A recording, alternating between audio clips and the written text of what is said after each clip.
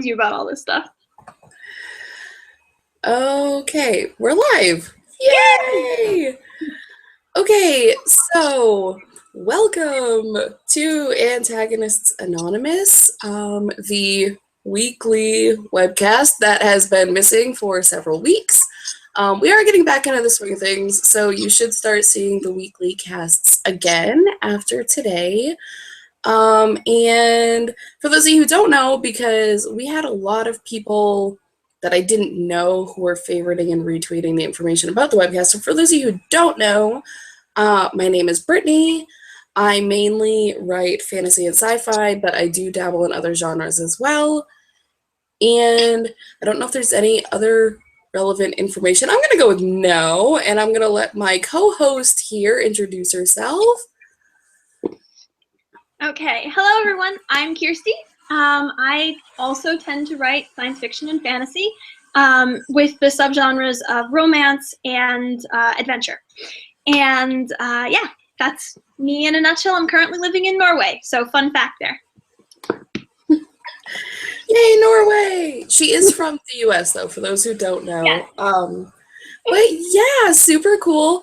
So today we are discussing social media for writers. And I actually, as per usual, I was running late, so I didn't prepare anything, but I do just really want to stress that social media for writers is just so important. And it's hard because a lot of writers don't really want to put themselves out there.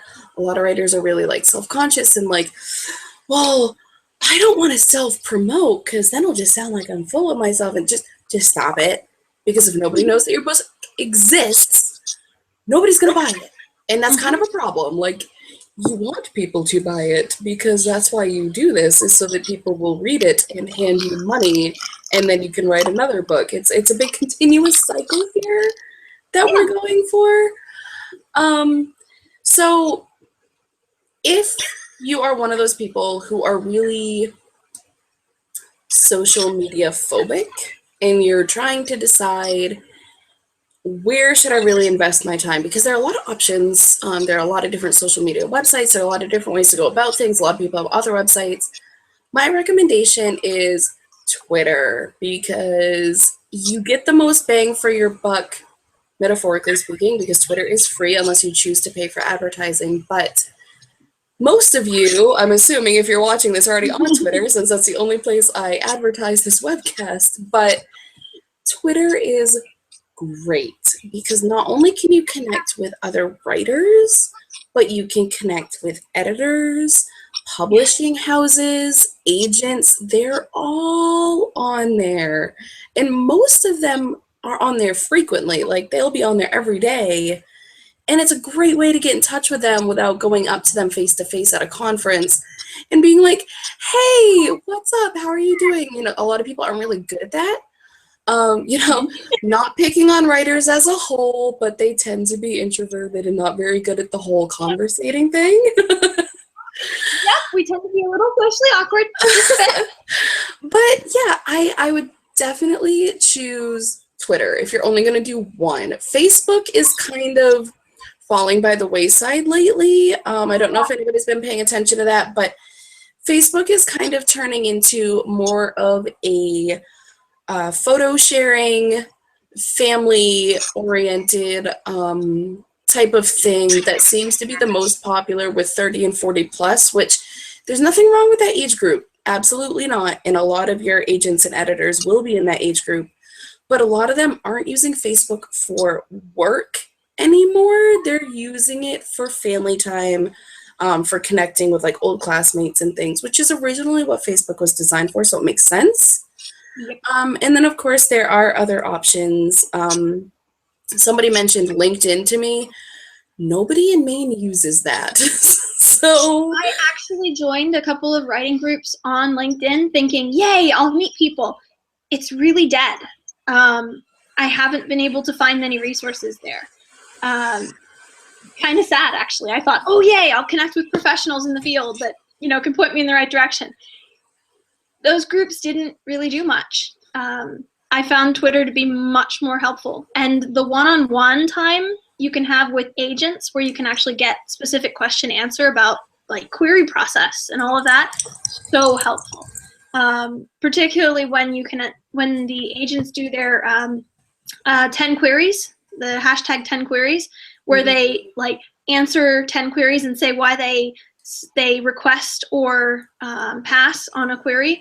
That is so helpful when you're prepping for the query process. There's a lot more on Twitter than there is on any other social media that I've seen so far. Yep, absolutely. I mean, originally, I refused to join Twitter. And that's because Twitter had this reputation of people just tweeting really stupid things. Now, I'm not saying people don't tweet really stupid things. They do. But for some reason, all I had really heard about Twitter, because none of my friends were on it either, and a lot of them still aren't, a lot of my real life friends like around here, but it had a reputation for being like going to the bathroom, BRB, and I'm like, you know what, I really have no reason to do that. And I heard that there are celebrities on there, and I really don't care about celebrities, so I was like, I'm good. I'm really good. But then, I don't know, I've been on Twitter less than a year, I think, but I had somebody who mentioned to me at an in-person writing event that there were a lot of agents on Twitter because I had mentioned that I planned to go the traditional publishing route, which for those of you who are maybe new to writing, traditional publishing is when you get an agent and they get your book out to publishers, and then a publisher will pick it up, and then they go through the publishing process, and it doesn't cost you anything as opposed to self-publishing.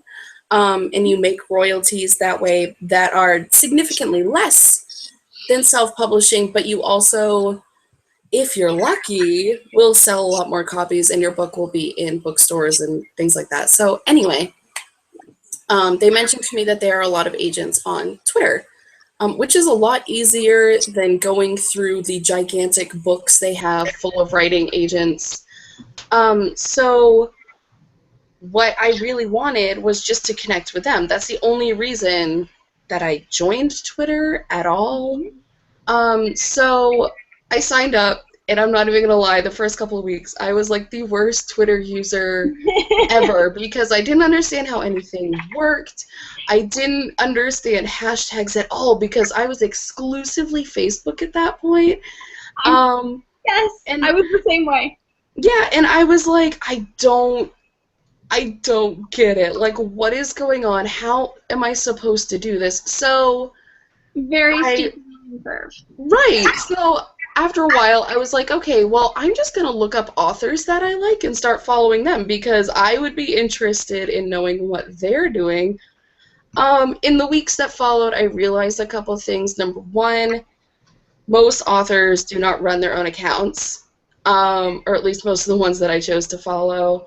Number two, the authors that do run their own accounts seem to post nothing but ads for their books. But there are some out there that post real-life stuff, and they're the ones that you actually want to follow because they're posting things about their books sometimes, you know, whenever something happens.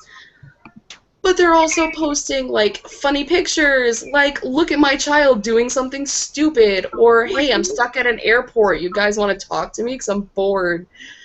So it's much easier to connect, and I think writers should keep that in mind. When you have an account on whatever social media platform you decide, be it Twitter or whatever, you need to make sure you're an actual human being and not just like, buy my book, buy my book, buy my book. Because spoiler alert, nobody's going to buy your fucking book if you do that. No. One thing I'll add to this is that I found a lot of writers that are published, whether they're indie, self-published, or traditional published writers, they are so willing to help other writers and answer questions. So reach out to them. I love talking to Susan Dennard, the woman who just wrote Truth Witch, which is a huge New York Times bestseller. I reached out to her because she writes this awesome newsletter, and we were talking about procrastination. and how she has struggled so hard with that. And she suggested a great app for cutting your internet completely. You buy it, it's really cheap. You use it to cut your internet for certain hours so you can actually focus on your writing and not get distracted. She was great. She's so willing to talk about this and answer questions. Same thing with a lot of the agents. When you ask them about, oh my God, the query process is terrifying. I want to go traditional publishing, but query letters scare me to death. What do I do? They'll say, oh, wait, here are this, and this website. They give you great feedback on how to write a query letter. They love it. I can't tell you how many agents and editors and authors I've interacted with that are like, yes, please, ask questions. This is great, because then you won't make the mistakes that we talk about all the time. It's great for them, and it's even better for you because you can learn something. And in 140 characters, you don't run the risk of babbling, which sometimes happens in person when you get nervous. You have to keep it short. So it's really good for everybody that way. Another interesting social media website that I think is useful for writers is Pinterest. Not necessarily for communicating with other writers or making connections, but for character building. So that you can find pictures of clothing or of items in your world or setting or people that look like your characters, so you have something more concrete and fixed that you can go back to and say, oh wait, what color was that character's eyes? I have a Pinterest board for that. It's really helpful in keeping things consistent. And for sort of storyboarding even, like if you're a writer who's very visual, yep. We've got a little pop-up that says, I love using Pinterest for inspiration. Yeah, it's great because if you are very visual, you can also storyboard. So if you have certain events happening, you find pictures that match up to those events. And you can say you've got an opening sequence in a forest. You find a forest that looks similar. Say you want to have a giant battle take place in that forest. You find a battle that follows that. It's really, really helpful for sort of keeping yourself on track. I'm not personally that way, but I have seen authors that do that. A favorite romance author of mine who writes historical fiction or historical romance, Elizabeth Hoyt, she does that with her stories. She comes up with boards and she finds paintings from that period and modern actors that she'll put on the boards. It's fantastic. We did mention Pinterest in the outlining live stream for storyboarding, which that's not what I use Pinterest for, but like you said, I've seen people use it that way. I use Pinterest for literally everything else. I have a Pinterest problem. I think we should all have like an AA for Pinterest users. Seriously. But we also have been joined by another guest who has so far been silent and just listening to us babble, and I don't know if she's going to say anything because she doesn't have her camera running, but I'm going to make her introduce herself anyway because I'm awful like that. So go ahead, dear.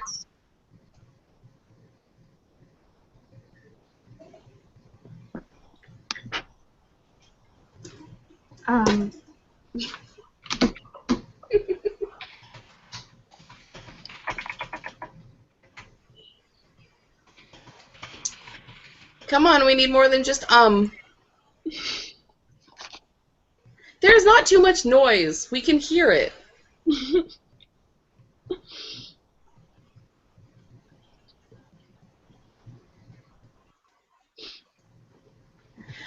She muted her microphone. What a terrible person. You can't hear that? No. No, all we can hear is you. Now introduce yourself. You're live. Hi, I'm Ayla. Hi, Ayla. Nice that you could join us. What genre do you write? Women's fiction. Perfect. Okay, since she is the worst at introducing herself ever, I will say that she just wrote a book that came out a couple weeks ago, and I did review it on my book blog, and if you're interested in reading that, it is on my Twitter feed. The review, not the actual book. You'll have to go to Amazon for that. How did I not know that your book came out? I don't really talk about it very much because I'm very shy, as you can probably tell. now I feel awful. I didn't know this. Well, she had to kind of force me to read it, so I wouldn't have known otherwise either. But, you know, I did enjoy it. I did enjoy it. I don't like romance, for those of you who are watching that think I'm being a horrible bitch. I really don't like reading romance, and that's what it was. And I didn't really want to read it, but I did, and it was great, so go see my review. I love sci-fi and fantasy, like epic fantasy, the really big stuff. That's my, like, go-to brain workout.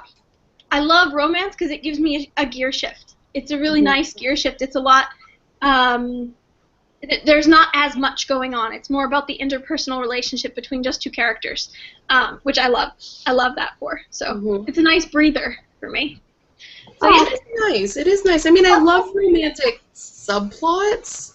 Yeah. But when it's just like, oh baby, it's just like, oh my god, like, I can't do it. I think maybe that's why I read historical romance, because you have to have a lot more setting in order to really make that feel realistic. But yeah. So, Ayla, we were talking about how Twitter is really like the big helpful site for writers, and how Facebook's kind of falling by the wayside, and we talked about Pinterest a little bit, and how LinkedIn is useless. Are there any other sites that you know of that are helpful for writers as far as social media goes? I am not a fan of Facebook. I haven't ever really been a big fan of Facebook, so for me, Twitter is where it's at. But I think a huge point to make is, if you're a writer, especially, I know that the two of you are more interested in traditional publishing, but for me, for a self-publisher, if you try to get involved with every single social media outlet out there and you try to build your brand on every single one, I think you can get bogged down in it really, really easily, and you don't have time to focus on your writing. So for me, I started out on Twitter, and then I decided I'd branch out to other ones later. And I really haven't found that to be all that helpful for me. Facebook is dead in the water. It's probably a lot to do with my bias against Facebook. I know that a lot of people have luck with Instagram. I have not had much interest in Instagram, but I have found Facebook is dead as far as writing. Most people use Facebook for more like, buy my book. There's one author that I've encountered on Facebook who writes, spy thrillers, like espionage thriller books. He's great. He does unbelievable posts, really long discussion posts about writing and about publishing. And he does, I think he's indie published through Amazon only, but he's amazing, and he does all sorts of great posts about that. But he's one guy, and he's the only one I've found on Facebook, and I met him through mutual friends. So, but that's the only encounter I've had on Facebook that was helpful at all. So yeah, Facebook pretty much dead. The only groups I've joined for writing, it's all self-promotion. There's one group run by, and I'm going to get her Twitter hashtag wrong. I know it. Oh, DK Taylor Lane. She started a historical writers group on Facebook. That is actually useful because everyone in the group is writing historical fiction or fantasy with serious historical overtones. That is great because then everyone gets on and shares articles and photos and images from these time periods and research into different time periods. That's really helpful. But that's the only thing on Facebook I have found that was helpful, and that was started by someone I met on Twitter. Right. So, because it was a way to get us all in one place to talk about historical writing. Other than that, yeah, Facebook, totally agree. It's dead as far as connecting. Instagram, yes and no. You can build a following there, but it's not as helpful for your writing as it is for just talking to other people about the process. I use it as a way to sort of keep myself accountable for my writing days. So I started something this week, really interesting. I post a picture of my word count at the end of each day. Keeps me accountable to meeting that goal, because then at the end of the day, if I haven't met that goal, that really stinks to have to post it to Instagram and show everybody, including my Twitter friends, because I link it to my Twitter, that guess what? I didn't make my word count goal today. It's a great way to be personally accountable and fight the procrastination monkey. Other than that, you might get a couple good things from writers' conferences if you follow them on Instagram. But yeah, I think Twitter's definitely where it's at. That seems to be sort of the best place for connecting with people in any of the industries, indie or traditional. It really seems to be the place to be. I agree completely. Mhm. And I really like the point you made about how the brevity of tweets makes it where you have to really be concerned with what you're saying, and you can't waste words. So I agree that's a huge plus for Twitter. While we're on the subject of brevity in Twitter, one of the things I love about all of the hashtag events, One Line Wednesday, 2-Bit Tuesday, all of them, it really forces you to look at the lines you've put in your book and see what the impact of each line is. It's a great way to check how much of an impact you're having in 140 characters. Does that sentence make any sense when you take it out of context? It's so good for that. I love that. Those events are so helpful, particularly with line editing. Like, I've gone through and changed whole lines because I've pulled them out and gone, oh, that's horrible. How did I fix that? And rewritten it, and it's been a lot better. And that's all thanks to the writing hashtags on Twitter. I actually use One Line and 2-Bit more for when I have a piece of dialogue, or if I have a little snippet of an idea that pops up for a story from my future work in progress. I'll use that just to sort of see what kind of attention it can garner from other people, so I'll know if it's even worth putting in the book. And a lot of them are stuff from I haven't even really written yet, but I do usually keep track of those. And Twitter kind of makes it really easy to go back and see what your one-lines and your 2-bit posts have been. Yeah. So a lot of those are in my future projects, not necessarily what I'm put out already. Yeah. Yes, thank you. Okay, so every writing game that I play on Twitter, except for 3-Word Thursday, obviously, because that's mine, but if I do Metaphor Monday, which I don't usually participate, but sometimes I will if I think of something, 2-Bit Tuesday, One Line Wednesday, Fiction Friday, I make stuff up for all of those. They do not come from anything that I currently have, for a couple of reasons. One, I haven't written anything significant in a couple months because I'm a lazy slacker phase. But also, in order to get to my work in progress, I have to start up my tablet. Right now I'm using my laptop. My tablet is separate. So to get at that is harder, especially since I'm usually on Twitter on my phone and not on anything that I do any writing on. Because when I play writing games like 2-Bit Tuesday and all that, I'm usually at work, so I have to send it off, like, randomly. And I do have set times, which most people probably don't notice, but I do have set times that I try to post a tweet at a very specific time, because they're times that I've noticed I get the most response if I post it then. Which I haven't looked at the analytics or anything. It's just something that I noticed. I was just did that. No, I have not really played around with the analytics, which I probably should at some point. But for those of you who are curious, because I know we do have a lot of people who are not exactly Twitter savvy, and may still be in the boat that I was in when I first started Twitter and had no idea what's a hashtag. If you don't understand hashtags, it's kind of like if Twitter's a library, each hashtag is kind of like getting every book under that genre that you want in one space. The best one to follow if you're a writer and you're new is hashtag #amwriting, because every writer uses it at some point during the week. It'll pop up. It'll be because something funny happened while you were writing, or they'll tack it onto their writing games. If I have room for it, I always add it on to 2-Bit Tuesday and One Line Wednesday, just so people who aren't playing the game but are still searching the tag will still see it. That's a really good point. You have to actually participate in the tag. You can't just use the tag.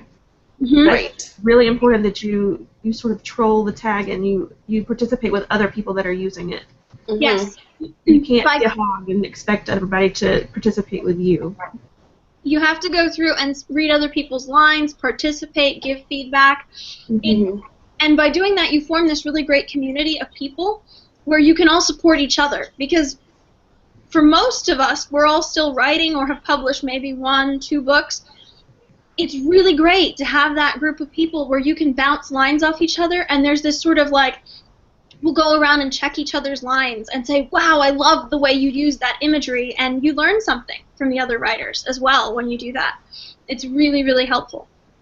Yeah, and you will get so many followers from playing these games. Like, it took me a while to understand because Twitter is so different than anything I used before, and there really is a lot of, I don't want to say science behind it, but there's a lot of science behind knowing what is going to get the best reaction. And as much as writers don't want to pander to their audience, you really have to, because on Twitter it is all about getting more followers, because the more followers you have and the more people who are interested in what you're writing, especially if it's something that hasn't come out yet, they're going to be more interested when it does come out, and when it does come time to promote, they're going to be like, oh, I totally want to read this because I've seen lines from this book for a year, and I love them, and now I really want to read it. A point about that. That is a much better way to promote what you write than to constantly send out notes, buy my book, buy my book, buy my book, like a bot. I haven't even been able to buy my book one time. by actually engaging with people and talking about writing, you often generate a whole lot more interest in what you're doing than just by throwing it at people. It's a lot better when you start an actual conversation. And when you support other writers, oh my god, okay, when I started actually participating in the writing games and actually searching through the hashtags, and I would find lines that I liked, and I'd click the little heart, or I think back then it might have been a star, whatever, anyway, I would be like, oh, I like this, and then out of nowhere, the person that I favorited their tweet is following me now, and I'm like, oh. So when I first started, my initial reaction was, anybody that follows me, I'm going to follow them back. I've since learned that is the worst idea ever, but I've gotten to the point where I'm hovering just under 800 followers, and I'm starting to get followers randomly. Like, it kind of seems like my account has become a bit self-sustaining. For a long time, I was working really hard to hit milestones with followers because I really wanted to have enough that I felt comfortable, like that I felt I had a solid fan base going, which I don't know if it's so much a fan base as people think the things I post are hilarious, for whatever reason. That's a type of fan base. Yeah, it's true. For some reason, people really enjoy, especially my dialogue. I don't know why, but people are like, dialogue is sharp. That's why. I mean, the only bad thing about the dialogue is, like I said, for the writing games, it's usually, like, I'm at work.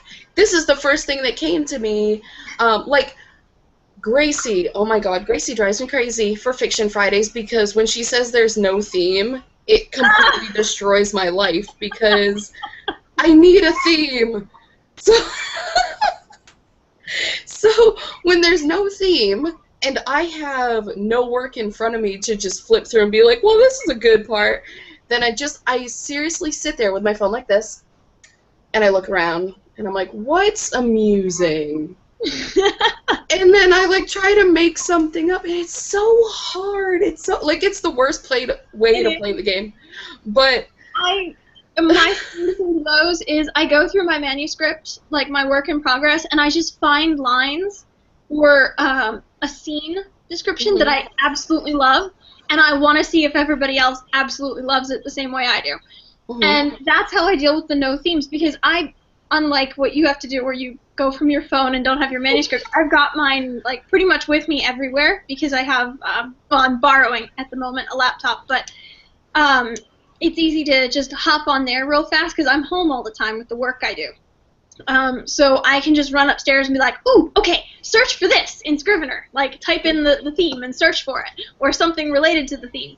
And I'll search for it, and then I'll post it. But the no themes are kind of fun because it's like, oh, this line, I have to check this line and see if people love it as much as I do.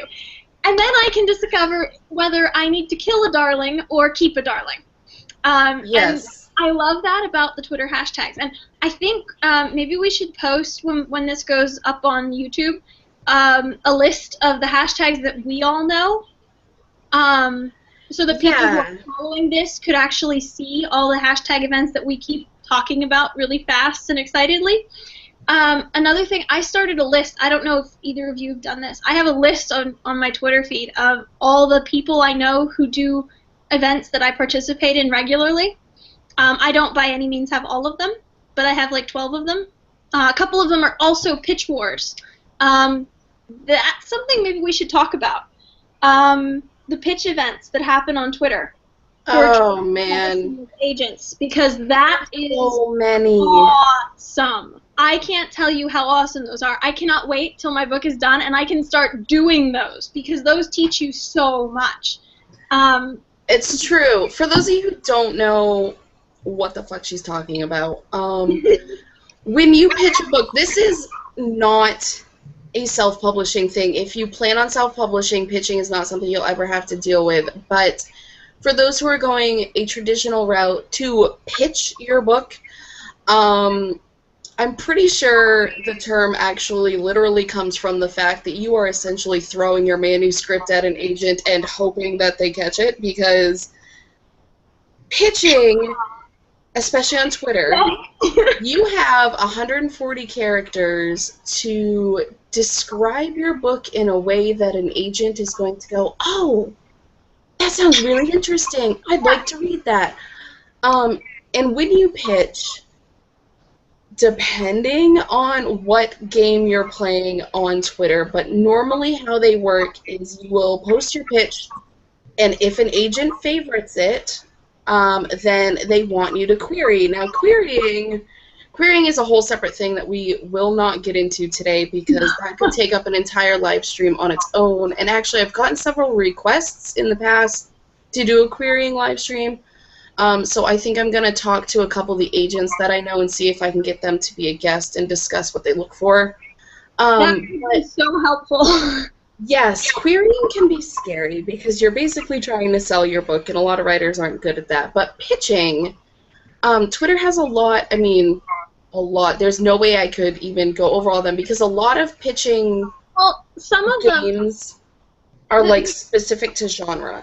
Yeah, they're specific to genre, or they're specific to a certain event. Like, there's one going on right now called Pitch Wars, where they have a bunch of mentors. So they bring in, I think are they editors or agents and other authors? I can't remember. I think agents.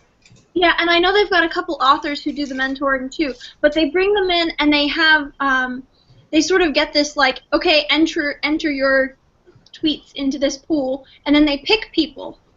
Each of the mentors pick people that they will help perfect their queries, their pitches, all of this. And then at the end, a lot of these people walk away when they actually have the event with at least a request to see material. Mm-hmm. So that one's kind of unique in that you actually enter your pitch into something and then get selected. And that one's really fun. I've been following that. I haven't participated in any of these yet because my manuscript isn't done, but they are really great to follow. And it's fun because it's sort of like in traditional publishing, you hear agents talk about an elevator pitch that you give at a conference. Sorry, my phone's beeping. Yeah, that was me. I'm sorry. So the elevator pitch is basically like that 140 character pitch. It's princess captured on her way back from a foreign kingdom. Well, it doesn't tell you much. Refining that is what the pitch events are all about. Giving the most impact. So saying something like, I don't know, my book is Tarzan meets Star Trek. Okay, what's that about? It's finding those things that you can relate your book to that make it interesting but also are accurate. I think the main part that I love about these pitch events is that they force you to get down to the nitty-gritty heart of what your book is and what it relates to in your genre. So it forces you to really examine your genre and see, where does my book fit on this scale? What is something I have read that is close to but not exactly like my book that people might be able to, you know, from another book fan group come into mine? It's very helpful for refining that. It's helpful for refining how you think about your story. Can I just say that I really want to read Tarzan meets Star Wars or Star Trek or whichever one you put there? It would be funny, wouldn't it? It really would. I would be really, really interested in that. Well, that's what these events are about. It's like, right? How do you mash these things up, and what would you do with this? And yeah, they're great. They're really great. There was a pitch event. I can't remember which one it was, but there was a pitch event a couple months ago, and I decided to participate. Now, for those of you who don't know, I do not have a finished manuscript at all. I have like half of one and like a quarter of another. I can't stay on one project, which I think is driving Ayla a little crazy because I gave her several chapters from one, and then I was like, okay, that's all I have, and that was a few months ago. And anyway, yeah, I really want you to get back on that, okay? I'm sorry. I will. But I decided that I really love the pitching events, and I love reading them and seeing them, and I'm like, I really want to pitch my book because I already know, for those of you who have not seen my live streams before, I'm a bit of an obsessive outliner, so I already know how my story's going to go, how it's going to end, blah, blah, blah, blah, blah, blah, blah. I can already do the summary. So I was like, you know what, I'm going to pitch this just to see. It was a mistake because I actually had quite a bit of agent interest in my pitches, and I had to just not follow up on it. Now, thankfully, the agents probably didn't notice because when agents go into these events, they favorite a lot of different pitches. So I'm sure they didn't even notice that my query never showed up in their inbox, you know, whatever. It's not a big deal. But it was a big deal to me because I didn't expect a response at all. And then I was really disappointed because I got the response and I didn't have the ability to follow through with it. Yeah. But if you are curious about the pitching process, I wouldn't recommend doing what I did, but I would recommend trying it. Like, see if you can fit your pitch into 140 characters. See how concise you can get. You want to be detailed, but at the same time leave them feeling a little confused. Like, I want to know more about this, which is, I mean, generally speaking, that's how you should always discuss your book anyway. You know, if somebody's asking you, what's your book about? You want to tell them, but you also don't want to tell them everything. You do still want them to buy it and read it. Yeah. From a self-publishing standpoint, I think it's actually pretty beneficial to sort of troll those pitch tags as well, because as a self-publisher, you should not be putting out a book that you don't feel could warrant being traditionally published as well.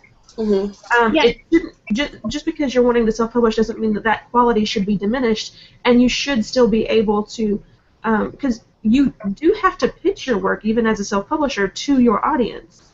So it's really good practice, just to kind of see what the industry is going for at that time. You know, you may not be wanting to participate necessarily to get interests from agents, but it's really good practice for any writer that's wanting to put work out. Yes, I completely agree. That's a great idea for people who are going the self-published route, because that's the perspective you want to have. You don't want to be thinking, oh, well, I'm just going to publish this and, you know, not work to have it as best as, or as good as it can be. Right. And for a self-published author or for a traditionally published author, Twitter is the great equalizer in that we all only have 140 characters to sell a book. So, you know, if you need help with pitching it with, you know, a degree of brevity, that's a really good place to go and find out how other people are doing it. So.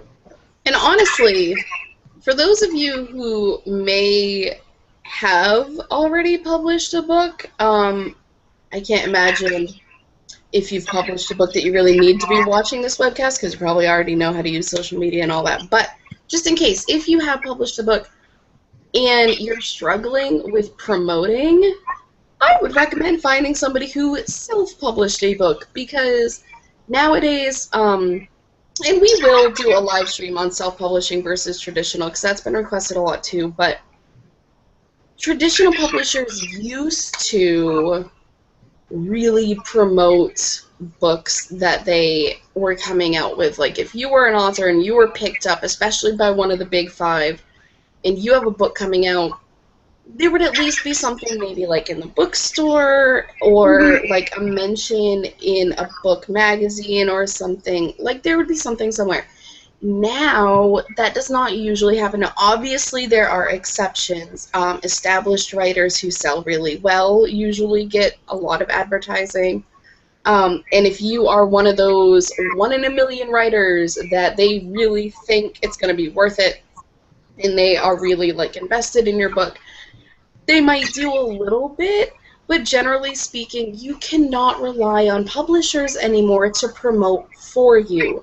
So social media is going to be where you really sell your book, because you need to connect with people. You need to let them know, hey, my book's coming out, because otherwise they're not going to hear about it. I mean, yeah, sure, your family and friends might. Big deal. Maybe you can talk to a local bookstore and set up a book signing, especially if it's not a chain. Totally possible, but still also not really a big deal when you look at the broad scope of things. You want your book to sell outside of your hometown, generally speaking. One of the things I think we've skipped over is that a lot of agents talk about how much they would love people who are like pitching to them to have a social media presence and or a blog website. And we haven't really talked about that much. Now, I'm not a person to talk to about blogging because I am horrible. I don't update my blog nearly as much as I should. So my blog is sort of dead-ish. My social media presence is mostly Twitter and the occasional short story that I post on my blog. But a lot of agents are very interested in you at least making an effort and showing that you are willing to become a presence on the internet, be it on, you know, Twitter or having your own blog or something. And I've completely frozen. I've got this really awful look on my face, and I'm totally frozen. All right, well, I will switch off your camera for a moment here, but she's absolutely right. Agents want somebody who is already established. Having a lot of Twitter followers is one way of being established. Author websites, there are a lot of authors out there who say the author websites are really important, and I believe the author websites are important after you've been published. I really don't see the point in having one before that. A blog, absolutely. If you've got a blog, that's super, but I would not bother, personally, investing in a web, because it costs money. unless you do like a WordPress website, which a lot of people don't want to do that because they want a personalized domain that's like their name.com or like their name author.com, you know. And when you use a free service, number one, it's extremely limiting, and number two, you're not just going to have like your name as the web address. So when people search you on Google, for example, if you are popular enough to warrant that, then it may not come up, or it may. It depends on how popular you are, but it's really hard. I like the idea of an author website, but to me, a writer and an author are two different things. You're not an author unless you publish something. In my opinion, I mean, obviously that varies from person to person. You're a writer, you're always a writer. But unless you've published something, whether it's self-published or traditionally published, I don't consider you an author. That's just me. So I wouldn't bother having an author website unless you have something out there that people can read. I will add this. I really sort of agreed with you on the author website thing. I had a blog, or I still have a blog that I'm kind of like Christy, and I'm really kind of bad at updating it as often as I should. But about the 2 or 3 week mark before I planned on launching my book, that's when I developed my website. I think it's important to have that once you publish your book. Mm-hmm. And I don't really... It's kind of a static website. It doesn't have to change very often, but I do think it is important once you've put a book out to have that author website. Absolutely. Blogging is a great way for people to get to learn more about you than they can in 140 characters. Yes. However, I will say this. We are all sort of selfish creatures, and we still want things to be about us. So as much as you talk about yourself in your blog, you really need to try and incorporate something for your readers, whether it's information that helps them, that's not necessarily just about you. It can be about your experiences. But to date, the most popular blog post I've ever done is one where I incorporated a lot of my Twitter followers and used tweets that they had done in one subject, and it was the whole post was about what their opinions were, and that was by far the most the furthest reach of any of my blog posts. So keep that in mind when you are doing a blog. Yeah, that's really important to note. I mean, blogs essentially are all about you. That's why people blog, and it's hard to shift focus. Mm-hmm. One thing I will add to this is remember that nothing ever really disappears on the internet. So you should be aware that this is going to be your image that you are presenting. So if you are blogging, and yes, it is all about you, just remember that if you are blogging about sensitive topics or opinions or stuff political or otherwise, that can alienate people who might otherwise read your work. So be conscious of the image that you are presenting to people, and that if you are discussing sensitive topics, that you present them in such a way that it allows for a difference of opinion and is aware of other opinions that exist out there, and is not just saying that this is my opinion and anyone who disagrees with me is, out. Because that will alienate people, and that's not what you want. You want to be someone that encourages discussion and respect for other opinions, and be a positive presence, not a negative one. Because, trust me, and I've seen lots of agents on Twitter talk about this, the first thing they do if they're interested in your manuscript before they request is Google you. Mm-hmm. So it will show up, and it will be something that will make them think, do I want to deal with this very, very negative presence that's already causing a lot of controversy? Yes, that can generate a lot more sales from a certain group, but is that the group I want to necessarily be targeting exclusively? Right. So think about what your presence is and try to be a force for positivity and discussion over sort of excluding everything but that one opinion. Because that can backfire badly. Yeah, that's a really good point. I mean, we're talking about social media, and social media can be really bad. And the world can see you. Yes, the world is watching always. Literally. um, but yes, as far as author websites go, it is vital to have one after you publish something because, for example, if I had picked up Ayla's book and knew nothing about her, my first instinct when I find a book that I like by an author I enjoy is to Google them because I want to know if they've published anything else that I can buy. And if they have an author website, then I'll check it out because I'm like, oh, well, where are they from? Like, I'm curious, you know, the little about me section that authors usually have. If it's an author I really enjoy, then I also will look on their website to see if they have any upcoming events, whether it's book signings, appearances. Some authors go to conventions, and you can see them there and buy their latest book and have them sign a book that you have. Obviously, that tends to be more well-known writers. But there are a lot of writers that aren't very well known that will still go to different bookstores if they're already traveling and just show up and be like, hey, do you want me to sign something? So that's pretty cool too. There's a great story I loved. I heard just the other day from Brandon Sanderson. You know, guy who finished The Wheel of Time and all that. Huge in fantasy.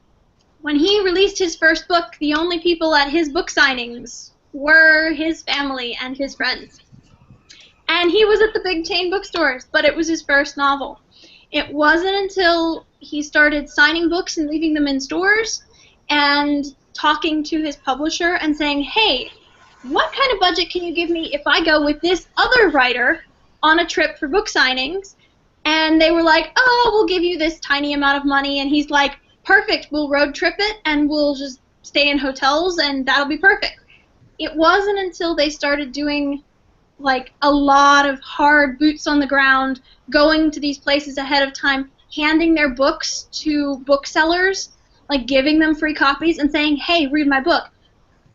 That kind of promotion, because then the booksellers have read it, they can tell people about it.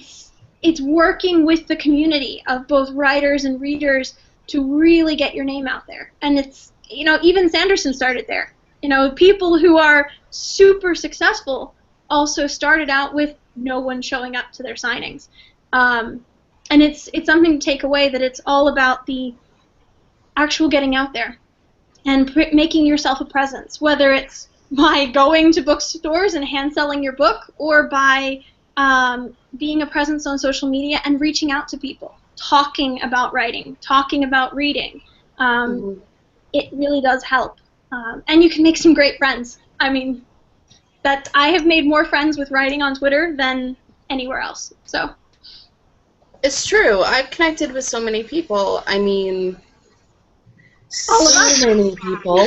Yeah, everybody in here. I would never have met either of these lovely ladies if I was not on Twitter. I mean, I think that's pretty safe to say. I mean, we live in completely different places, but Twitter allows us to connect over this thing that we love. Yeah, as far as blogs go, I know both of you said you suck at blogging. I kind of do. Yes, but I actually have two blogs, which are slowly getting going again. One is a book review blog that I started because I needed some sort of motivation to start reading the hundreds of books that I've bought and have not read yet. So that was my idea behind it, was to start something where I'm like, okay, I will read like 2 books a week and review them, and that will get me reading again. It worked, but the problem is, like, I reviewed the first book and I was like, I'm doing so good. And then I went and read like 5 books in a row and I didn't review them. I was just, because once I start reading, I'm like, I'm just going to keep reading. And then the second one on there is for Ayla's book. So now that I've gotten back into it again, I will start reviewing. But the only other blog that I have is Inked Caffeine, which is for promoting indie authors. So it's not a self-promoting thing. It's more of having people do an interview with me where they talk about what they write, what they enjoy, and then they submit a sample, whether it's like a poem or a short story or a chapter or something. And they have a headshot, and it gets them out there. And I've only done one so far, but the one that I did was really successful. And I think he really enjoyed doing it. And I had a blast because it. Okay, you guys have probably seen it, but other people who are watching probably haven't. But the man that I chose for the first and only Inked Caffeine interview so far, his display picture on Twitter just looks like this, like, jacked dude, like, older guy, like, older than me anyway, and he had, like, some sort, it's a different picture than what he has now, but his hair was, like, kind of crazy looking or whatever. So when I asked, and he was wearing, like, a t-shirt, so when I asked him for a headshot, I expected, like, some sort of casual selfie or something. He sent me, like, 3 pictures to choose from. He was in a suit in all of them, like, a full-on, got a tie on, and his hair was, like, slicked back, and I'm like, damn! Like, oh my god! Like, you know, you should not judge people by their Twitter avatar, apparently. I was shocked. I was so shocked by his picture. And I told him that. I'm like, you are dapper as fuck. And I'm pretty sure I put that in his interview. I was so caught off guard by that. But yeah, it was great. But I don't have a blog that is about my writing or about what I'm doing. The only place that I even somewhat promote myself is on Twitter. That's all I use it for, and I love it. Yeah. I would say the takeaway from this whole discussion is that Twitter is awesome for writers, even though you might not think it is in the beginning. Because when I joined Twitter, I joined back in college, and then I never touched it again until I found out that several authors I love were on Twitter, and they kept posting comments that they had made on Twitter or great discussions they were having on Twitter, and I'm like, Twitter? What? Got on again, started my account back up, and realized, oh wait, this is where everybody comes to when they're writers. Not what I'd assumed. 140 characters seems sort of the opposite of a writer's mentality, because we love to use, 90,000 words to tell you something. So the 140 characters thing threw me for a while, but ultimately it is the best place to connect with agents, editors, other writers, and I'll tell you what, the other writers that you connect with, most of the time they are the most helpful and supportive people you will ever come across. Because we're all in this boat together, and writing is such an individual thing, and very few of us actually have family members that get it. So when you have other people in this really big Twitter community that get it and understand what you're talking about, when you're like, oh my god, somebody was telling me something the other day, but I couldn't focus on anything that they were saying because I had 5 characters talking in my head about this new scene. They understand. And having people that understand that you can talk to about writing and the process and your difficulties, even, there's a hashtag on Twitter, #WriterProblems. And all it is, hashtag. it's amazing. And all it is writers posting, oh my god, I'm stuck. Oh my god, my characters aren't listening to me. My plot is totally going off the rails because these characters are doing something I don't want them to. It's people talking about their problems and other writers often chiming in and saying, oh my gosh, I had the same problem, this is how I solved it, maybe this will work for you. Or, how did you solve this? Because I still haven't. It's wonderful. The community of writers that you will meet on Twitter is so much better than almost anything. I love it. I hope that someday I can start a writing group where it's mostly people I've met on Twitter. I would prefer it to be in person, but honestly, the Twitter groups, they're phenomenal. I don't think I've ever met better people for helping with your writing, and they're so supportive of each other. From published to unpublished and aspiring, everyone supports you, and everyone supports each other, and if they don't, quite quickly, no one is talking to them. Correct. Because if they're not supporting other writers, if you're not supporting each other, no one really wants to deal with that. We are here to support each other on Twitter, and that's what everyone does. And quite quickly it gets around the community like, hey, this person's being a real jerk. Might not want to talk to them. You might want to avoid them. And it's really helpful. It keeps you close-knit, even if you live in Norway and the US and Australia and wherever in the world. It keeps you very close. It's wonderful. Have you guys heard that Twitter is about to take where your hashtags and your whoever you're adding in a tweet will no longer count toward your character count? Yes, I have heard that. Yes, and pictures as well. Yeah. And it makes me so happy. That's amazing. Yes, I like to make up hashtags for any of you who follow me on Twitter. Like, if I have something to say, I will make it into, like, a 30-character long hashtag. That doesn't even make freaking sense. It's just a sentence that I feel like I should cram into a hashtag, and I am just so happy that that is no longer going to count against me.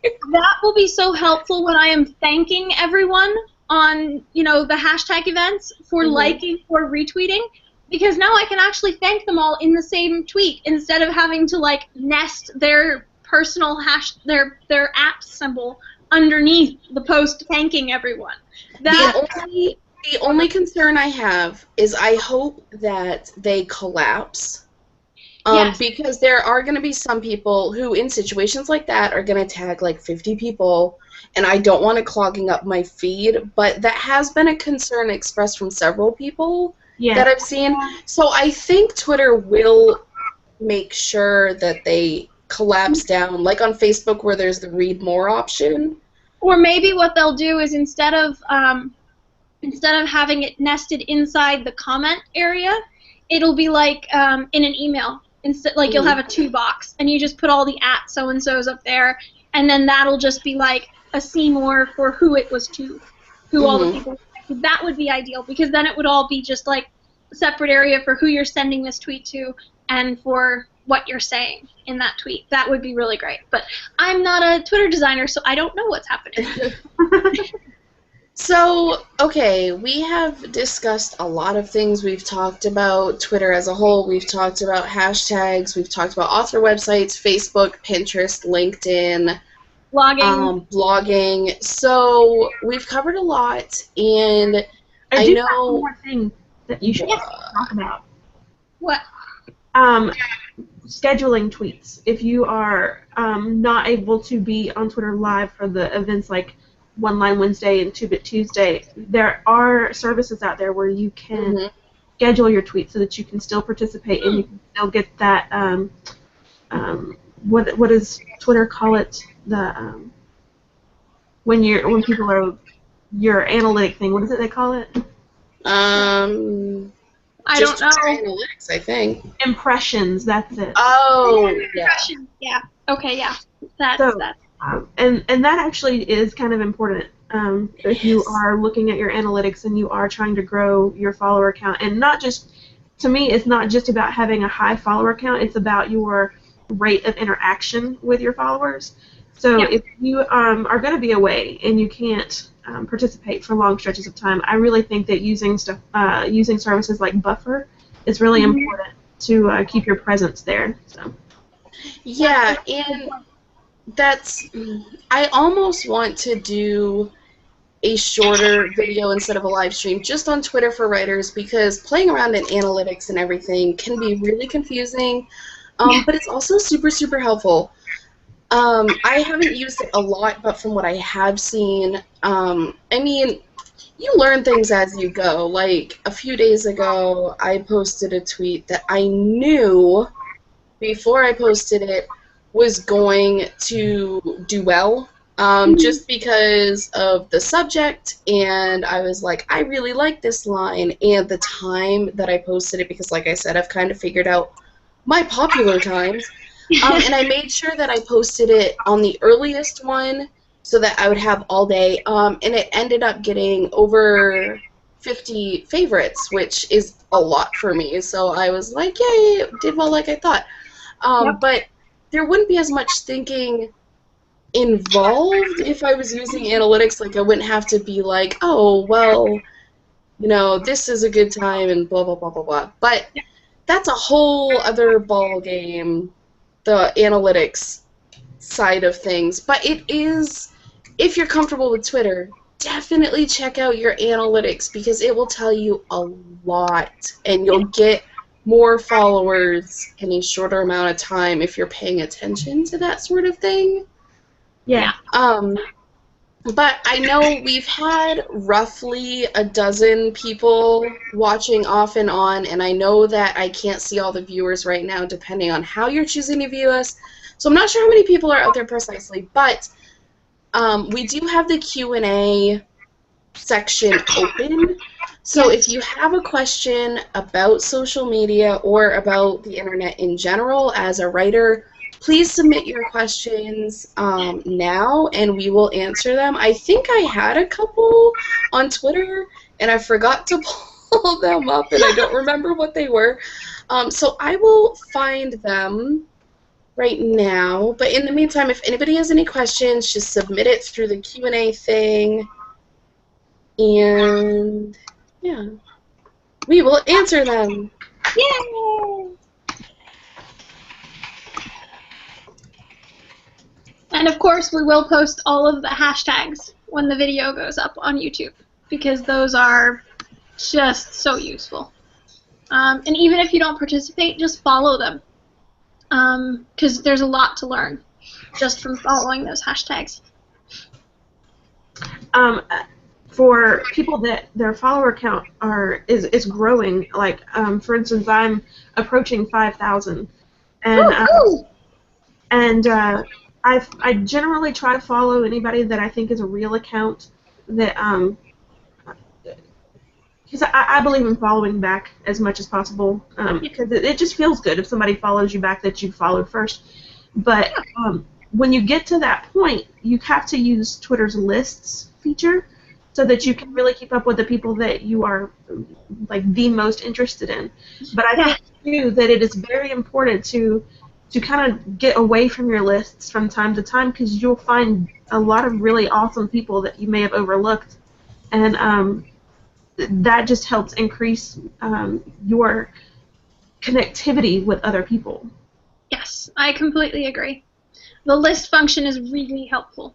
I only have around 540 followers on a given day, but it is so helpful because I follow, I don't know, roughly like 550 or so people, and it's really, really helpful to be able to go through and see, okay, here are the agents I'm following, here are the editors I'm following, let me see what's going on with them. Oh, that reminds me. One of the agents I follow, I think she's an agent and a lawyer, I think. But she does an amazing hashtag event called #PubLaw. That is so helpful. It is an entire hashtag event about publishing and legality. So about contracts. She does stuff about contracts. She does things about people stealing your work, digital copyright. She does whole segments, and it's just she tweets for like, I don't know, 20 minutes, 30 minutes about these topics and breaks it down so that it's easy to understand. Really, really, really useful hashtag. And she's amazing. Her name is, let me see if I can find her. Because I discovered that one day and was hooked. Susan Spann. That's her name, Susan Spann, and she's written a bunch of books. She's an author and a publishing attorney. That's what it is, not an agent. Author and publishing attorney. And so she does #PubLaw, and it's amazing. Absolutely amazing. There's also somebody who is a doctor who puts things out there for writers. I don't remember his name, but it's a website. He's not on Twitter as far as I know, and I will find the website and try to post it on my Twitter feed. But it's really helpful because, let's be honest, writers are terrible people. And instead of Googling things like, how many flights of stairs would you have to push somebody down to kill them properly, you just have a doctor who will answer those types of questions for you.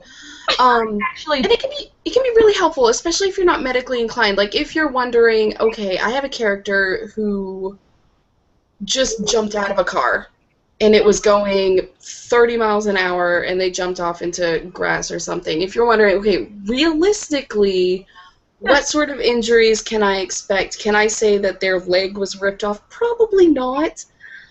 But if you really don't know, and you have situations where you are wondering, okay, what would this actually do?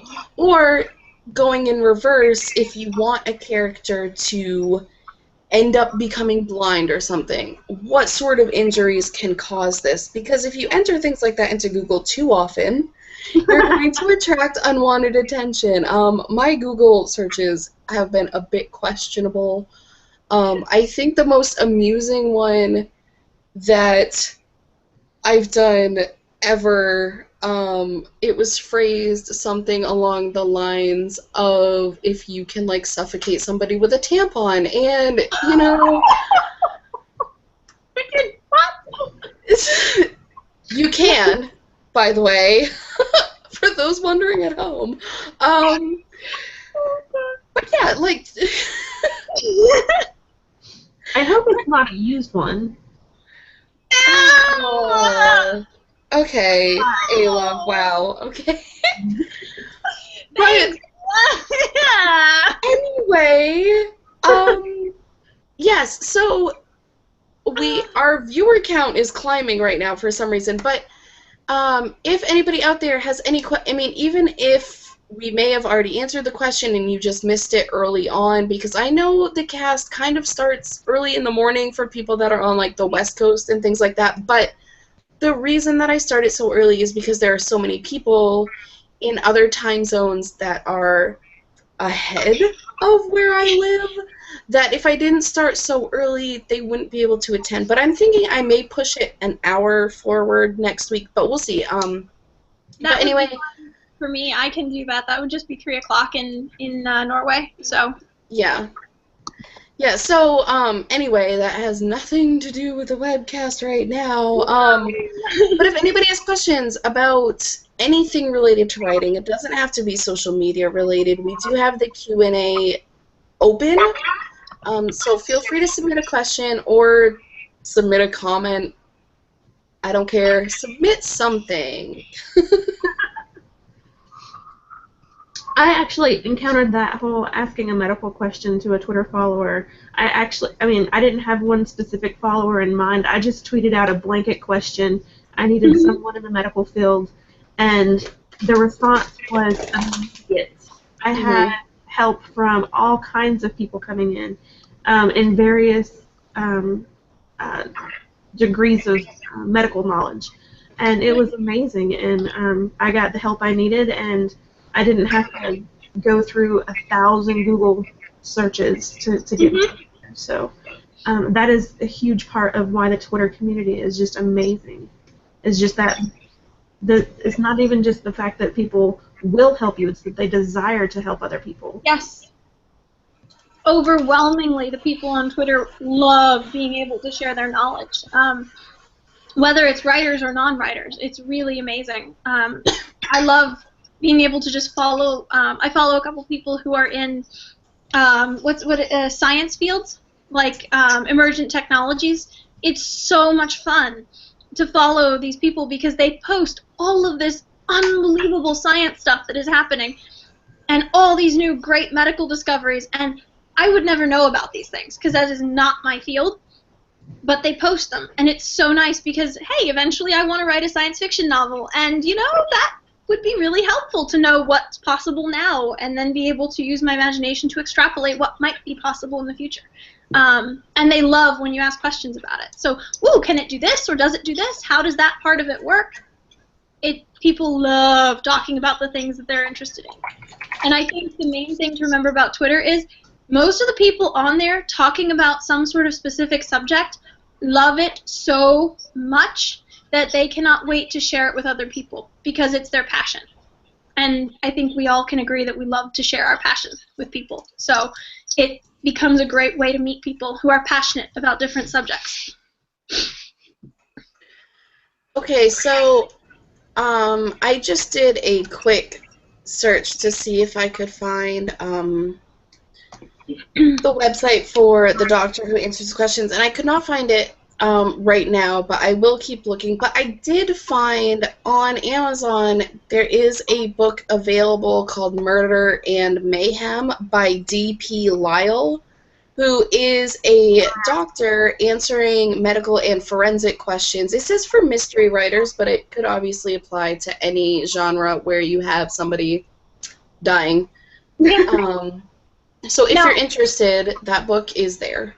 And there's another book I'd like to mention because some of our listeners might be into historical writing, and if you are writing in the ancient world, an absolutely indispensable book that I have, I purchased for college and still use today, is called The Healing Hand by Guido Magno. Best book on ancient medicine I have ever encountered. He goes through ancient Chinese, Indian, like the Indian Ayurvedic medicines. He goes through Greek, Egyptian, Roman. All of those are covered in his book, and it is fantastic. Absolutely love it and highly recommend that book because he breaks it down, too. It's not just like, bam, academic. It's broken down into, some of it's academic, how we know what we know, but a lot of it actually talks about what was used and was it effective or not. And that's so helpful when you're writing ancient history. If you're doing ancient history, historical fiction, it's indispensable. Awesome. Okay. Right. We do not have any questions, you guys. You kind of suck at this right now. Maybe we're just so good that nobody has any questions because we've covered it all. Well, we did cover a lot, so that is possible. I'm trying to think if there's anything else I wanted to mention. One thing I do want to mention, not necessarily social media, but social media related, there are a lot of really good podcasts on writing that you can follow that will give you a lot of pointers. One that I absolutely love, okay, science fiction, fantasy, but does have a lot of just plain good tips for whatever genre you might be writing, and they have a lot of guest writers, is called Writing Excuses. And it's just www.writingexcuses.com. Amazing. I love these guys. They are so funny. They have a humorist. They have one of the giants of science fiction fantasy, Brandon Sanderson. So they have Howard Taylor is the comedian. You have Brandon Sanderson. You have Mary Robinette Kowal, who's just incredible. She's a puppeteer and a writer and is awesome. And then you have Dan Wells, and he does both horror mixed with fantasy. They're fantastic, and they have tons of great guest writers to bring different perspectives to the podcast, and they cover different topics. So good. And their tagline is 15 minutes long because you're in a hurry and we're not that smart. Which is hysterical, and it fits, and they do a great job of delivering on that. And it's helped me tremendously. They have a whole thing on elemental genres right now. The theme for this year is elemental genres, so they talk about how you have like your main genre, the one that you would be shelved under in a bookstore, and then how you nest other genres underneath of that inside your writing to give it more richness, to sort of spice the genre that is your main genre. It's really helpful. And it helps you become more aware when you're plotting of what genres you're tapping into at a given time and how to make those promises to your reader in the very beginning. It's very, very helpful. So I'd highly recommend you go check that out. It's on iTunes or on their website. Awesome. And yeah, podcasts can be amazing, especially if you want something. I mean, depending on how you are, some writers can't write with any noise, but if you like background noise, having something like that on, you know, sometimes you'll tune in and be like, oh, that's good, and then you just keep writing. For me, I can't. I can sometimes do it, but usually I have to have music on in the background. And the music that I have on can be really interesting. I just gave Ayla some of it. Oh my god, I love what you showed me. I can write when I have music playing that has lyrics to it. Mm-hmm. Yeah, but I listen to stuff like that before I start writing. But yes, Brittany turned me on to some fabulous music last night. So. Yes, that's right. I turn everybody on. You heard it here first, ladies and gentlemen. That was just really an all-around interesting conversation we had last night, and it's. Yeah, it was. It really. I introduced Ayla to something really. For those of you who have a really good sense of humor and you want to listen to something awesome, let me know. Like, send me a message, because there is a dramatic reading of a passage that's on YouTube, and it's one of the most hysterical things I've ever heard, and I always laugh so hard that I cry every time that I listen to it. And I sent it to Ayla, and we had a lot of fun with it afterwards with her husband. So, that sounds wrong, but... That does sound very wrong. You do remember we're live, right? Yeah, okay, this is not the worst thing we've discussed live. Let's be honest, okay? Okay, let's be honest. The killing people with tampons was probably up there. Yeah, that was pretty rough. And the time that we tried to sell an Australian. Yeah, not our finest moment. I think the bidding is still actually going on that. Yeah, probably. Andy's watching right now, so... Sorry, Tarkin. Hi. So, yeah, we've discussed some questionable things on here. But anyway, moving on. Oh, speaking of things we've discussed, I could use some suggestions not for live streams, because the other options for the poll for this were really popular and almost won. So those are definitely going to go into the poll for this next week, along with a couple of new options. But if anybody out there has suggestions of things that they would like to see in a shorter video, on the Antagonists Anonymous YouTube page, which is where this will be posted once it's done, we do have a couple of shorter videos, which are, I think all of them are like just me, because I live in a place where I can't get to anybody else. But I do plan on going and visiting people. But there are like 5 and 5 videos where I try to give 5 tips in 5 minutes. There's an outlining one that's like that in particular, which I think has been popular. But if anybody has a subject that you would like to watch, like a 5 to 10 minute video on anything related to writing, let me know. And I will definitely do that, because I want to make more of the short videos, because right now we've been on air for about an hour and a half, and this whole thing is going to be uploaded to YouTube. And as much fun as that is, and we've discussed a lot of people don't have time to sit and watch that, which I can totally appreciate. But at the same time, I want to make sure they're not completely missing out. So we will make shorter videos. I just need to know what you guys want to see. Can we link to certain things that we discussed? So, like, when a certain topic comes up, can we put, like, a link in the description box that's, like, at this point, this is what we talked about? So that they can hop the sections that they want to listen to in the 1 hour podcast?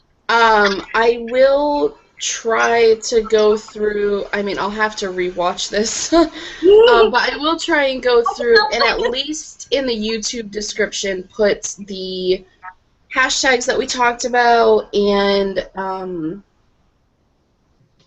I mean, I'll try and be like, okay, this is when we're talking about, most of this is Twitter. I mean, this really should have been Twitter for writers, but I wanted to discuss the other websites as well because, you know, Twitter's not the only option out there, and pretending that it is really isn't fair. There are writers who have had success elsewhere.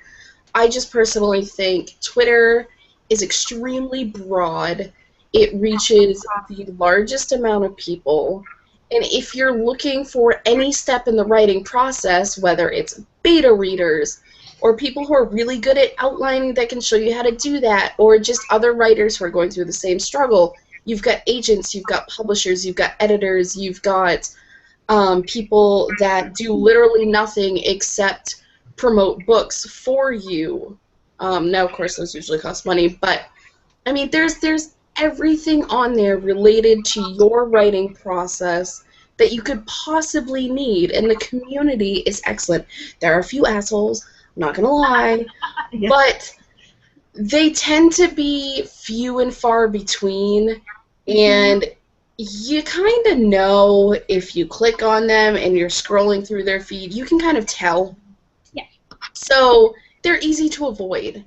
And really, if you're getting hate on a tweet, most likely somebody else is going to pipe up and be like, bye. And you can always block people, too. Yes. So, I mean, really, there's no downside to using Twitter that I've come across, honestly. Except it will devour your life and just completely take over, and you'll become addicted, and your family will question whether you have a problem. That'll happen. But it's fine. It's whatever. I mean, you're a writer. You're allowed to be a freak, so. Let your freak fly. Yeah. But I think we've covered pretty much everything, and nobody is submitting questions because they don't like us enough. They're actually not submitting anything. We don't even have comments or anything. Nothing. Hello. There's an echo. Well, we have 5 viewers right now. I think they're just more of enjoying the show. I suspect that's it. They're probably just sitting there laughing at us in their living rooms or something. Yeah, I'm pretty sure that's mostly what this is people are just like, you know what, I'm gonna go watch them make fools of themselves like they do every time they do a live stream. Because as writers do, we tend to just sort of get off on tangents and ramble and then find our way back. We sort of do the half plotting, half pantsing thing where we have, this is our topic, these are some points we're going to hit, and then we're going to do loop-de-loops until we reach them. Yeah, so, while I was getting ready for this webcast, now for those of you who don't know, I like to lay in bed until the last possible moment because lazy. So I got up at 7, an hour before this was supposed to start, and I took a shower, whatever, and before I'm even out of the shower, I am tagged in a post by Kirsty, and she's saying how she is already. She is all set up, she's got all of her stuff ready, she's prepared, and I'm just like, what is wrong with you? But you have to remember, for me, it's 1 in the afternoon. I've been up for 6-7 hours already. Yeah, but it's when I sit down for these live streams, depending on what the topic is, but 9 times out of 10, I have nothing. I've got no notes. I've barely thought about the subject. There are times, spoiler alert, there are times when I put things in the poll because it's the first thing that pops in my head and I actually know nothing about the subject, and then it ends up winning. And then I'm like, shit, I gotta Google that now. I have no idea what I'm talking about. This was not one of those times. I'm pretty comfortable with Twitter, but I don't remember what the subject was, but there was a time when I was like, why? Why did that win? I have nothing. Why are you people trusting me with this right now? You are such a glutton for punishment. Well, it's fun because then you actually have to go learn something. That's kind of what I like about it. When this came up and it won, I sat down and I was like, well, okay, what do I know about social media? What have I learned through all the trial and error that I have been through? Because trust me, there was a lot of it. I mean, trying to set up my own WordPress website for a blog, that was really hard in the beginning because I was used to the really easy to design websites that I used back in like the early 2000s when I still remembered how to use HTML code and I was setting everything up myself. Then I get into WordPress, which is all like you can only work within this little box if you're not paying for, paying for a yearly subscription. So it was hard. There's a lot of nuance to learning all this new technology that keeps coming out. And Twitter was a really steep learning curve for me. It was not one of these little, oh, we're going to take you up this little road and then it's going to go up. No, it was, you've joined Twitter. Now the learning curve goes straight up in the air. Because you have to learn hashtags. You have to learn how to be concise. You have to figure out how to connect with people. And then you have to also learn to actually check and make sure this is a real person and not just a bot that's going to spam you with feed stuff and automatic messages. And so there's a lot of things to learn and discover and find. I mean, it takes a while to sort of build up all of the groups or hashtags or people that you want to follow on Twitter and find what's really useful. You have to sit, but eventually it does get better. And just be patient with it and with yourself. Particularly be patient with yourself so that you can learn things. I was going to say, I don't know that we've discussed it, but with direct messages on Twitter, don't be that person that as soon as someone follows you, you send them this cut and paste or automatic DM that has 800 paragraphs, cataloging every single thing you've written since kindergarten and asking you to please look at this link and then tweet this out for them and retweet this and follow them here, and that's not going to get you any friends. Actually, that is going to make me, I may not necessarily automatically unfollow you, but I'm definitely not going to seek anything out. I'm definitely not clicking on any of your links. Exactly. I end up buying and or looking for people's material much faster when they don't do that. When I just engage with them and they engage with me, I tend to want to know more about their work by personal engagement. That's a much better way to do it. Don't DM people with that kind of stuff. It's the most annoying thing ever. It is. It's very tempting, especially once, like when I published Sex, Love, and Technicalities, it was very tempting to want to just scream at everyone, but and I probably don't scream enough, but that is definitely not the way to go, and I know that is just, no one likes that. No one. I would really love to hear from someone who utilizes that and actually says that they get good results from it. I don't know that I would believe them, but I would love for someone to tell me that they do. Yeah, because it doesn't get a good response from me, that's for sure. I'm sort of like, oh my gosh, really? Like, this is not why I followed you. I get a lot of that repeatedly. Yeah. It's annoying. I haven't really had that happen too much. It's happened a couple of times. I mean, I think it's happened to everybody, but usually when I follow people, it's because they followed me first. I don't insta-follow anymore, but I already sought all the people out that I wanted to follow. So now if somebody follows me, I will look at their feed, and if it's something that interests me or if they seem like a cool person, then I'll follow them. And it usually weeds out the people that would do that. So I definitely do recommend be careful who you follow on Twitter. There are some people out there who seem completely normal and amazing, and then they'll send you really creepy DMs. I've gotten some really awkward messages. I've gotten some really hateful messages. I mean, you can receive things that are like accusing you of writing satanic stuff. And you can also receive messages from people that are like, wow, you're so good. How'd you get so good? Like, I want to be as good as you are. And meanwhile, I can almost guarantee, unless you are sending a message to, like, James Patterson or something, if you send a message telling a writer that they're awesome and you're asking them how you too can be awesome, can almost guarantee they're looking at the screen like this. Because, number one, they're not going to think they're awesome, and number two, they have no fucking idea what they're doing. So they're like, I do not know how to help this person.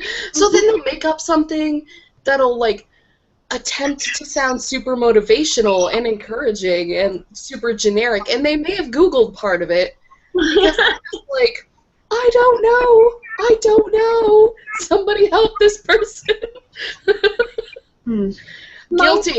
Guilty, I've done it. My response, I have not had any of those messages, but my simple response to people who want to know, how do I learn to write? Start writing. And keep doing it. Yep. Over and over and over again. It isn't always fun. It's often very hard. But the only way you get better is to write, and read. Oh my gosh, please. If you do nothing else, go read other books. Within your genre, outside of your genre. You learn so much. And don't just read for fun. Read to see how an author does certain things. Like, read books about writing.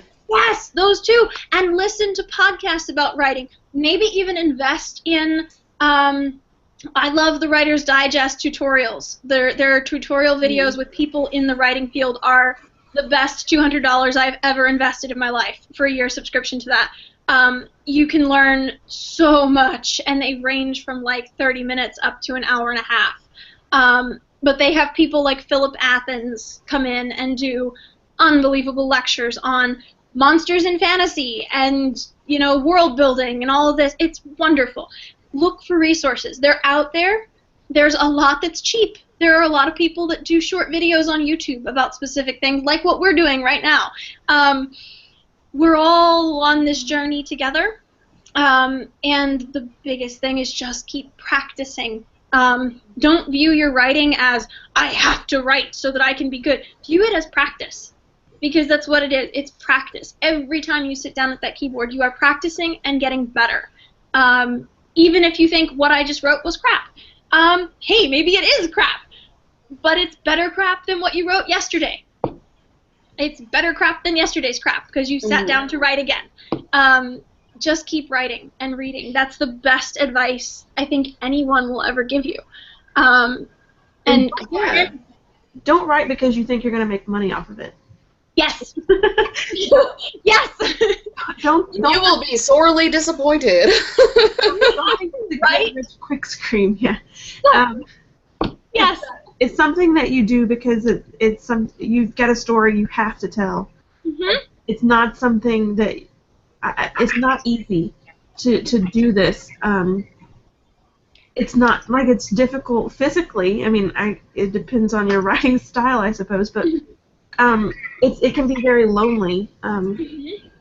But that's what the great thing about social media is, because now you have all these fabulous writer friends that also know that loneliness, and that's a great way to connect with people. And that's, I don't know about you personally, but I don't have a lot of people in my personal life that are actively involved in my writing. No. I think the closest I get is my mom, who has been my cheerleader from day one, and my boyfriend, who surprisingly is extremely supportive, and it's one of the reasons we work so well, because he gets that I'm a writer and I might not always be completely tuned into what's happening in front of me because of the interrupting things. But though they're, family and my boyfriend are pretty much the only people that support it. They don't always understand it even, but they support it. But to have people who understand, Twitter. That's it. They are the ones that get it because they're also doing it. They're also stuck in that I'm half in reality and half in my interior universe. I love that, your interior universe. Yeah, it's my internal universe. I have two universes, the real one and the internal one. And the internal one often wins. I get mine confused sometimes. Me too. Me too. The internal narrative takes over the real world narrative, and then I'm sitting there going, wait, that was in my head. What was just said here in reality space? Oh, I don't know. Can you repeat that, please? Yeah, that happens a lot, but. But for writing community, I think you find that on Twitter. In your own life, it's a lot harder to find people who get it. Yeah. Because most of them aren't writers. Most of them aren't constantly stuck listening to the characters and the story that is buzzing around inside their head. It really never goes away. I mean, it doesn't matter what genre you write in, whether it's fantasy or romance or sci-fi. I mean, it doesn't go away. It consumes every little piece of your day. I mean, it's always in the back of your head. While I'm grocery shopping, I'm thinking about what my characters would say or do to each other, you know. So, I act out dialogue in the shower. I do that too. Because it's in my head, and it has to be worked out. And I can play act the two different sides. When I was a teenager, my brother used to walk into my room and be like, "Who are you talking to?" And I'm like, nobody. I heard two very different voices in here. I was acting out a scene. Okay. And then he would walk out again because he was like, "My sister's crazy." And I'm like, "No, I'm not crazy. I'm a writer." And I think everybody who writes goes through that at some point where it's kind of like, "Yeah, I don't get it at all," is the response. But that writing community is so helpful because they get that. It's not crazy. It's you have stories in your head. I want to pose a question to you both. This is sort of Twitter related, but it's the inverse of being Twitter related. When people do in your real life, when people do finally ask you a question about your book or your genre, do you have trouble sometimes expanding? Because I'm so used to talking about it in short little, 140 character spaced sentences that I sometimes struggle with coming up with how to talk about it more than that, and I sort of stutter over it, and I'm like, I'm really sorry. I don't really talk about it all that much out loud. Yeah, it can be difficult. I know I struggle with it. Part of the reason I struggle with it outside of Twitter is because it happens so rarely. Yeah. Most people have that when you tell them you write, their eyes start to glaze over before you even say anything about it. So when someone shows genuine interest, it's very weird, and you don't quite know how to respond, or at least I don't. I had a girl, I was at a, my life, I was in Denmark at a Viking living history event at Trelleborg, and there was a girl who saw me sitting there after market hours with my laptop typing away, and she's like, "What are you doing?" And I was like, "I'm writing." And she's like, "Oh, tell me all about it." And she was really interested. I was sitting there like, what do I say to you? You are a flesh and blood human, not on a computer that is interested in this. Okay, this doesn't happen every day. So I sat there kind of deer in the headlights, like, how do I explain this to a real human that's not on a computer somewhere? And she ended up wanting to read a chapter and loved it. So that felt really awesome. I got a beta reader because of her. That was so cool. She wants to beta read my work. Amazing. But that is so rare. That responding to it is always sort of like, you want me to do what? With a real person? Oh. A few weeks ago. Oh, sorry. Go ahead. I was just going to say, a few weeks ago, I think it was a few weeks ago anyway, I tweeted something about how I had gone to a party and actually discussed my book with a live person. Yeah. And that I had stepped out of my introverted self for a little while. Well, one, I went to a party, which was amazing. I don't do that. Second, this person really was genuinely interested in my book, and I was so completely thrown that I talked about it I talked in tweets, I'll put it that way. I talked in tweets. And then I eventually did just sort of point them in the direction of my web presence. And I'm like, I talk about it a lot here. and it sounds a lot better when I'm not actually talking about it. So I was just wondering if I was the only one with that problem where I No, talk. you're not. And I'm the same way with the introvert going to a party type thing. It's awkward to talk about my writing when I don't have writing to fall back on to properly explain what's going on in my head. The writing helps me clarify what I'm thinking and explain better.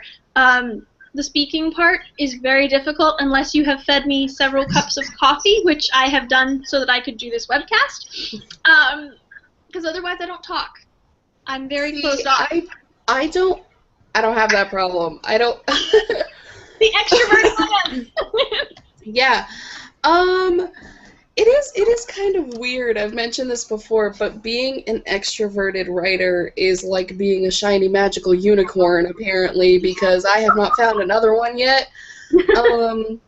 And I mean, as fun as it is to poop rainbows and all that, it's also kind of frustrating because a lot of writers will like talk about these problems that they have. And I can't relate. Like, I try, but it's just like, really? Because I would love to go to a party and just talk for hours and like not even care. But one recommendation that I have that can be really useful for people who have problems talking about their book or aren't comfortable in front of people is to prepare an elevator pitch, which I don't know if that's actually a common term in writing, but I'm also in direct sales, and I have been for a few years. And an elevator pitch is, in sales, it is roughly 30 seconds, which is the average time you're on an elevator. So say you step on an elevator, and somebody notices that you're carrying your book or something, and they ask you about it, and you say, oh, well, I actually wrote it. They're going to go, oh, what's it about? You have 20 to 30 seconds to give them a concise explanation of what it is. Now, the cool thing about this is you can say the same thing every time, and it will save you from those moments when you're like, well, see, there's this girl and this boy, and they do the sexy times, you know, awkward, okay? So, so instead of doing that, you can write down something, if that helps, just like a paragraph, and then memorize it. And even if you don't get it word for word, you will have something that your brain is automatically going to go, oh, they asked me what my book is about. Here's what I know. And you just spit it out, and then you're done. And if they ask follow-up questions, great. If they don't, even better. But you'll have something that is basically like the blurb you would slap on the back of your book. You know, this is what happens. I wouldn't bother, like, giving character names or anything, because they're not going to care. Yeah. They're just, like, you can just say something like, for example, for mine, if someone was like, oh, well, what's your book about? And I'd be like, oh, well, it's this science fiction novel that's the first in a trilogy, and it's all about the changing political climate on this world that's similar to ours, but there are also biological differences that affect how they view romance. And then I'd probably just end it, and they might ask questions or they might not, like, depending on how they view science fiction and all that. They might be like, aliens, not interested. Yeah. Or they might be like, oh, cool, like, what are the biological differences? And when people start asking specific questions, then it becomes easier to answer than just somebody coming up to you and saying, what's your book about? Because then, especially if you're still writing the book, you're like, you immediately think of the most recent thing that you wrote, which might be a scene that doesn't have much to do with the plot, and explaining it would do you literally no good. So if you have something prepared, an elevator pitch prepared, saying, this is what it's about. This is also helpful if you ever go to a writer conference, because when you pitch to agents, on average, you're going to have a minute or less. Yeah. So if you can spit it out and receive interest back, just practice. Say it over and over again. Say it to family. Say it to friends. Just introduce yourself as a writer, despite whatever you do full-time. Introduce yourself as a writer, and I can almost guarantee 99% of the time the follow-up question is going to be like, oh, what do you write? Because they want to know, are you a journalist? Are you writing books? Are you writing in magazines? Like, what do you actually write? And if somebody says, oh, well, what do you write? And you say, oh, well, I'm writing a novel right now. If they follow the normal flow of conversation, they're going to ask you what it's about. So you should know ahead of time, okay, I'm introducing myself as a writer, so I should expect somebody to ask what it's about, and I should have it prepared ahead of time. Because when you have these things prepared, it really eliminates the whole, like, deer in the headlights, frozen, I have no idea what's going on, which is what happens when you get blindsided. Yeah. But if you expect the interest, you can prepare for it, and then it's like, this is easy. It's kind of like learning grammar. Once you get it, you're fine. For an introvert, we just fear when anyone asks us anything. Yeah. Well, one tip I did learn, actually listening to Writing Excuses, the podcast I mentioned earlier, they said a great way to prepare if you get that deer in the headlights, like, oh my God, they asked me this question, how do I explain it? They said to prepare this explanation for your favorite author's books. Mm-hmm. So that you can think that way and practice thinking that way and pretend like you're pitching their book and then turn it around and use that same technique on your own book. So analyze their books first and then look at your own the same way you would look at theirs and practice that pitch. I would probably accidentally pitch someone else's book. I know. That was my fear too, but I haven't tried it yet, and I want to see if maybe that makes it easier for me to at least think about my book in those sort of concise terms by practicing pitching a book that I really love and then turning that around on my book and saying, okay, so what do I really love about my book and what makes me interested in it? And then explaining it that way, because I always fumble around. Like, when I've been put on the spot with anything, being an introvert, I fumble. I'm like, well, it's sort of about this, but also about this, and oh yeah, there's this bit too. And everyone just kind of looks at you like, so you have no clue what your book's about. And I'm like, well, I do, but I'm explaining it badly. And they're like, so how do you write a whole book? Well, it's writing. It's different than speaking. Yeah. The two are connected. So if you give me your email address, I will write you a really great summary of my book, because then I'm not speaking to you and I can think properly. That's why I directed her to all my social media stuff. I was like, if you're really interested, go here and read it.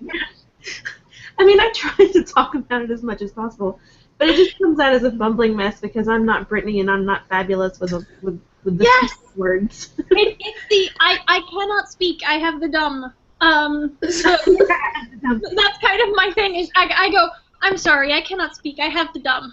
When I just can't, I trip over my tongue and I bumble and and it doesn't work for me. So wait, I have a bottle of wine because I could use one while I talk to you. Yeah. Oh man, it's not that hard. Like, okay, you're introverted. Like, I mean, I get it. I get it. It's scary. Somebody's talking to you. Oh my gosh.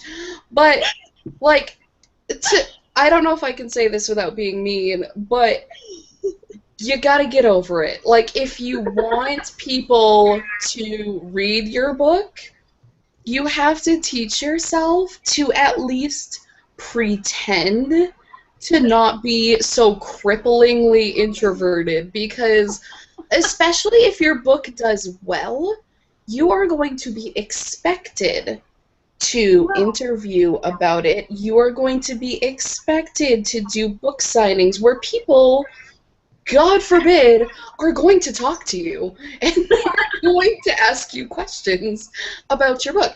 Or they're going to be like, oh, I really loved this scene. And you are not going to be allowed to just be like, you're going to have to actually respond to them. So you need to prepare for that, even if you hate people. Like, I don't really like people. I'm extroverted, and I would love to be in a crowd and be like, whoop, whoop, fun times. But for the majority of the time, I'm like, I'm all set. Like, I don't need you all up in my face. There are sometimes that I'm just like, no, thank you. But you have to pretend, and you have to be good at it. Now, writers are expected to be weird. That's fine. And you can be a little eccentric, and you can make it a bit obvious that you'd rather be elsewhere as long as you're not being a jerk about it. You know, people understand, like, you are usually sitting writing a book. You're not used to being at a party. That's fine. But you do need to be able to, at the very least, sell your book.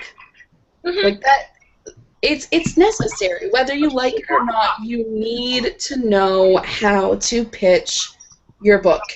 Even if you're not going traditional publishing, and even if you're not pitching to an agent, you're pitching to readers. And you need to know how to do that in person, because you're not always going to have a screen in front of your face. You don't know me. I feel like I should, like, start a, like, lesson series. Be like, okay, lesson number 1, casual conversation. Lesson number 2, Leaving the house. yeah, leaving the house. I think Yes. the difference, I think, for me is more that if it's one-on-one, it's easier. It's a lot easier one-on-one. If it's a large group of people asking me 15 things in almost the exact same time, I shut down. It's like, forget it.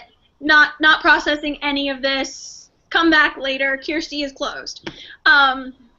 The only time, and I still stumble in those one-on-one conversations, but it is easier to talk to people that way.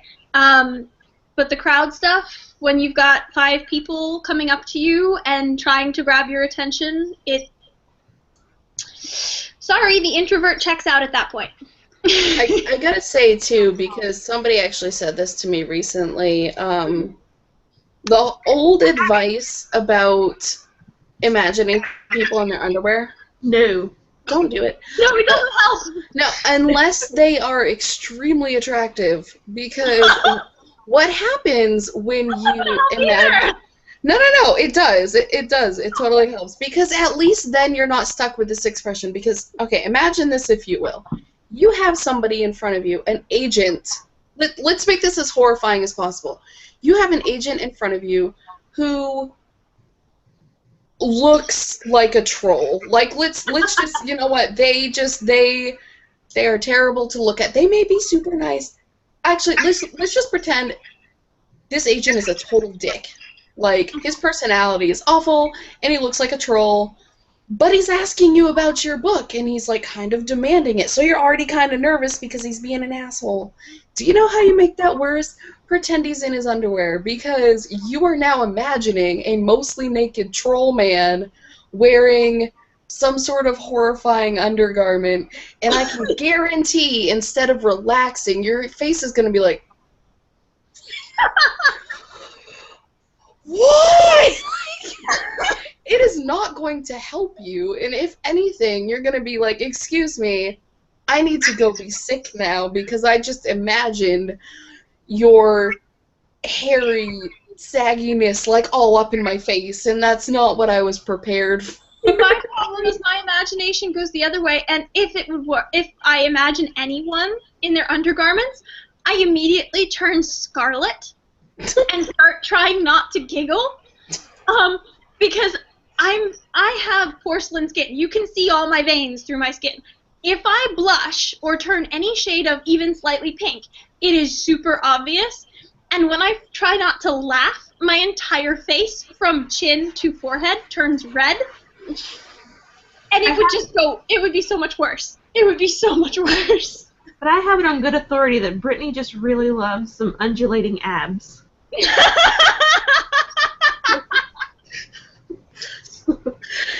Well, yes, I do. Yes, I do. I would even go as far as to say I love galloping abs. She must love the Olympics then. Oh, dear God.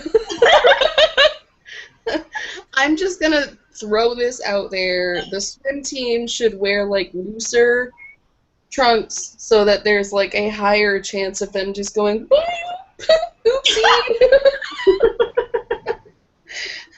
This has nothing to do with writing anymore. No, it doesn't. I'm afraid we have done the whole writer going off into the scary forest thing, and now you are seeing the interiors of our brain. Scary place.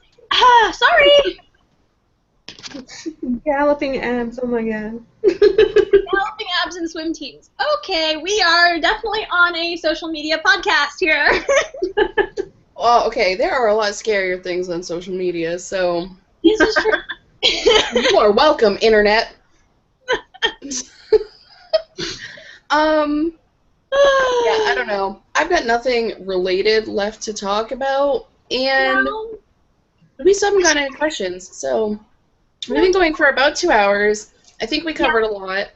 Yep. And there was something that I wanted to add, and I completely forgot. So basically, for anybody who's watching, either now or later, if you choose to watch the recorded version, what you should take away from this is that we're awesome, you're awesome, and you should use Twitter. And if you already do use Twitter, use it better. And if you already do, then you're awesome, and you just wasted 2 hours of your life. So congratulations. And We one will last be... takeaway. What? And one last takeaway. Yes. Instagram can be great for accountability. Yes, absolutely. Instagram's awesome. I don't use it for writing at all, but I still enjoy it. We will be casting again next Saturday or Sunday, depending on your time zone.